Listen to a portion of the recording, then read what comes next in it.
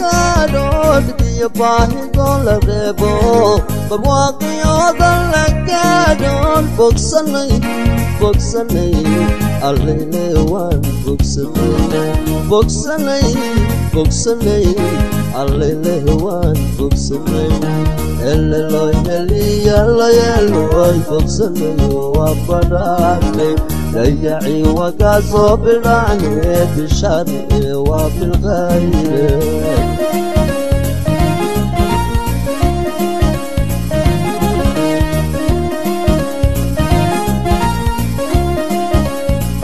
بسم الله الرحمن الرحيم الحمد لله على حلمه بعد علمه وعلى عفوه بعد قدرته وصلى اللهم على سيدنا محمد النبي الزاهد الرسول الملك الصمد واحد صلى الله عليه وسلم dhalinyaro waxaan doonayaa inaan maanta aan idinkaga sheekeeyo manaahiijta dalka taala dalka markaan leeyahay waa NFD ka soo bilow halkan Soomaaliya koonfurteeda باي باكول جدو مقدشة لبض الشبيلة قبلة الدحي وقوي بري صومالان زيلع جيبوتي سيتي كيلين كشانات وحبرشة دلك تال مركان كادلين مناهيجتان دلك نو تالا اللي نوسو دجي أنا فهمسينا بالمركورة مناهجتن waxaa soo dejiyay ay yiraahdaan nimanka la yiraahdo UNESCO oo UN ka tirsan laakiinse waxa amarka laga soo qaataa labada kaniisadood Orthodox-ka iyo Catholic-ga ayaa laga soo qaataa waayahay manahijtan waxa loogu talagalay marin habaabin in yaro run ah in badan oo been ah in yaro run ah in badan oo been ah si lagu marin habaabiyo ama jaamacad ha laga dhigo ama dugsiyada hoose dhexe sare inta ha laga dhigo halka doonti joog مثلا NFD waxaan Kenya ahayn loogama hadlo wajeer Garissa Marsabit Moyale Mandera wax cid ugu sheekaysa mala wala taariikhdooda wala jugraafigooda wala waxa ka baxa dalkaas wala waxaan ka bixi karin macdanta laga heli karo waxaan laga heli karin looma qoro waxa looga sheekeeyaa like Nyasa like Victoria waxyaalo noocaas taariikhda waxa looga sheekeeyaa taariikhdii hore oo kii Ingiriiska oo maxaa la yiraahdaa sidii ayaga u garanayaan geesiyadooda ay waxaas ugu sheekeeyaan waxay ugu sheekeeyaan maaw ayaa looga sheekeeyaa inta badan waxa weeyaan waa marin habaabin maskaxdaada ayaa la bedelayaa la dhalan rog weyn weeje Soomaaliya markaan soo galna marka dhowr manhaj baa taala mid Kenyaatiga ah mid Imaaraad ah in yaro ah manhajtii Soomaalida taariikhdaada dhabta ah wali laguma sheego taariikhda islaamka lagagama sheekeeyo si kale ayaa lagu sheegaa lagama dhaadhiciyo gaalo waxay ka raaridaa waxa ugu horeeyay Sir Hebel waxa ugu horeeyay Monsieur Fulan may waxa soo saaray maxay مثلا biology markaan soo qaadano biology-ga cilmiga rasmiga ah waxa weeyaan diinta islaamka ay ka keenay islaamka ayaa baray nimankan gaalada ayay ka barteen maanta waxay iska dhigayaan sidii ayaga inay soo saareen waxyaalahan مثلا ilmaha uurka hooyadooda ku jira ee la dhageysanaya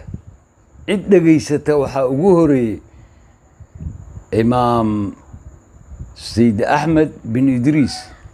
waxaad u wada garanaysaan imaam Shaafici imaam Shaafici weeyaan ilma la dhageysto oo uurka hooyadooda ku jira inay nool yihiin inay dhinteen inay maartay dhaqaaqayaan la dhageysta kow isaga ugu horeeyay kow waxa ugu horeeyay imaam Shaafici baa ugu horeeyay مثلا ilma caloosha hooyo uurka hooyo laga dilaaciyo oo uurka hooyo laga soo dhax saaro gaalo waxay iska dhigaan sidii ayaga ugu horeeyeen ay iska dhigaan ay kaa raarideen ay kugu programeeyeen control s bay ku yidhaahdeen safe way kugu safe gareeyeen lagaama raaridi karo waxa aan sheegayo kaama raaridmayaan way adag tahay in yar mooye inta kale kama raaridmayso oo waxaa biologiga sidaasaa ku qoranay biologiga hadduu sidaa ku qoran yahay anna waxaan ku leeyahay imaam shaafici buu ahaa iyo inta yaroo og way og yihiin in badan way og yihiin diinta barta kolkaan idin leeyahay waa sidaa imaamuna imaam shaafici sidi axmed bin idriis wuxuu ku dhashay magaalada la yidhaahdo ghaza oo ah araadul muxtalla dhulyooga falastiin ee iminka israa'iil ay iska gumaado siday doonto ku samayso oo garabka laga waayey dadkii carabta ahaa ama islaamka ahaa ee garabka laga waayey way ka soo tag ha isku halayn adna ha isku halayn waayo haddii carabi ay wax tarayso falastiin bay xoreyn lahaayeen carab maanta badankoodu duwalkan ka hadlaya shicibka kama hadlaya anigu duwalka ayaan ka hadlaya dabadhilaflayaal bay noqdeen waa idinka arkaya sacuudigii oo diyaaradii dagaalka ku soo qaadaya walaalihiisii carbeed ee islaamka ahaa ee yemen duqeynahaya sidoomaash waa dhibaato imaamuna imaam shaafici wuxuu ku dhashay magaalada la yidhaahdo ghaza wuxuu qur-aanka ku bartay ilaahay ku baray magaalada makatul mukarama ayuu ilaahay ku baray 8 maalmood ayuu ku bartay qur-aanka kariimka ah maca tafsiirkiisa maca axaadiista maca wax waliba oo ku saabsan diinta waa 8 maalmood buu ilaahay ku baray waa wax gayri caadi ah waa ilaahay awooddiisa weejaan maalin maalmaha ka mid ah isagoo ku soo laabanayo magaaladiisii ayuu wuxuu la kulmay qubuuraha meyd la aasi raba kolkaa buu weydiiyey yaa dhintay buu yidhi gabadhii hebel ahayd baa geeriyootay baa la yidhi ila magaaladu way is yaqaanaan heblaay soo tay uur lahayd oo 9 bilood ay gaareen haa ilmihii ma nool yihiin waa la weydiiyey waa la is eegay waa aamusnaantu waa jawaabay mogtahay riidow ha lay sameeyo buu yidhi riidow baa loo sameeyey waxaa la yidhaahdaa qolqol ama daah ama riidow baa loo sameeyey si calaashaan dadka kale laga xijaabo mindi ha lay keeno yidhi mindi baa loo keenay mindida intaan la keenin wuu dhegaystay ilmaha aniguu nool yihiin buu yidhi mindi ha la keeno xogaa yar dab yarna ha la shido waa la shiday dabka muxuu ka baabi'inayaa mindida wax alla wixii microbaad ahaa jermis ahaa ayuu ka baabi'inayaa waxaa la yidhahdaa disinfection macnaha gaaladu waxay yidhahdaan sterilized ayay yidhaahdaan sterilized baa halkaasay ka barteen horta qalabkan sterilizationka lagu sameynayo halkaa bay ka barteen adigana waxaad moodaa wax waliba inay ayaga soo saareen maysan soo saarin annagaa kaga horreynay innaga ayaa kaga horreynay taa horta maskaxdaada ka raarido iska dhaadhici ilmihiiba maaragtay calooshii ka soo saaray uurkii hooye ka soo saaray oo nool oo caafimaad qaba ilmihii kolkay weynaadeen waxaa la geeyey dugsigii qur-aanka oo isaga ku baran jiray ee ku bartay macallinkii baa jeclaystay ardaygan faahimka ah ee qur-aanka sidaas u yaqaan wax walba fahmaya ee ardaydii kale ka fahamsan markaas buu yidhi ninkan waa nin wanaagsan macallin ma garanaysaa baa la yidhi ninkan markaa buu wuxuu yidhi ma garanaya waa loo sheegay marka haddaba gabadhii heblaaye ahayd ee magaalada ku dhiman jirtay ee kolkii lagu soo sheegay aad tiri ha la sameeyo ha la maydho ha la karfaneeyo ha lagu tukado janaaso ha la aaso ayaa waxaa yimid iyadoo la aasi raba ayaa waxaa yimid axmed bin idriis markuu yimid gabadhii soo heblaaye maaha sheekadii bay maaragtay oga sheekeeyeen wuu fajacay axmed bin idriis wuu badbaadiyey buu yidhi wuu ii gargaaray wuu ii shafeecay oo maalinta qiyaamaha waa laga qabsan lahaa ilmahaas yar oo nool ayaa aasi rabnay أنا أمر كبحي هلا آس أنا إيدي أيويدي ما أنت بحي كبلاوته والله قبل وحيدي أحمد بن إدريس لما يراده وحال يراده شافعي بالي يراده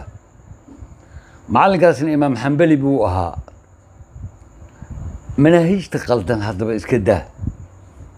سديك ودين كرتا كون إلا شهادة الله يسكرها يعني شهادة كم السنة يعني من كان قالوا وشهادة كقاضو لكن كنا برا شهادة كقاضو كنا برا عقل بالربا حاجرتا لبا مهما oo laba xigmadood oo aan ka helay koonfurta aan ka helay labada xigmadood waxa weeyaan tan hore waxa weeye iskool hortiis igaar ahow ana dugsiga ka hor nin wax fahmaya wax ka dhaadhacaya noqo oo asluub wanaagsan noqo oo dhisan noqo oo akhlaaqiyadka islaamka fahamsan waxa xun iyo xiisan kala garanaya waaye tan kalena waxay tahay xigmadda kalena waxay tahay oo aan ka helay koonfurta ka helna waxay tahay dhasha la dheel kana dheel lahow macnaheedu